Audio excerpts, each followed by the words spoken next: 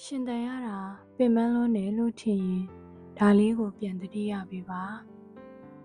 ပင်ပန်းနေပေမဲ့အခုချိန်ထိစူးစမ်းရှင်တန်နေတာပဲကိုတို့မှာရှင်တန်နေရတဲ့အကြောင်းပြချက်တွေတစ်ခုမဟုတ်တစ်ခုတော့ရှိလိမ့်မယ်နေ့တိုင်းကအကောင်းဆုံးနေ့တွေဖြစ်နေဖို့မလိုပါဘူး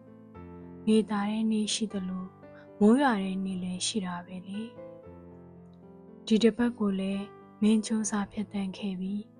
ခဏလေးနာအသက်ကိုဝဝရှူပြီးကိုယ့်ကိုစိတ်ပျော်စေတာတစ်ခုခုစားလိုက်ပါဦးအနီးနားအလှပတွေမခံစားမိခဲ့ရင်ပြန်သတိထားလိုက်ပါဦးနေအောင်နဲ့ထိတွေးပြီးအနှွေးတက်လေးကိုသတိထားခံစားကြည့်လိုက်ပါဦးအကုန်လုံးမှာအကောင်းဆုံးကြီးဖြစ်နေဖို့မလိုဘူးနာကျင်နေတဲ့အခါဖြစ်ဖြစ်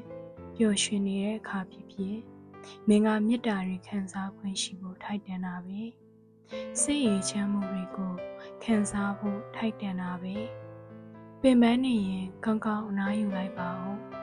မင်းဒီတစ်ပတ်ကိုအကောင်းဆုံးဖြတ်သန်းခဲ့တာပဲဒါကလုံလောက်ပါတယ်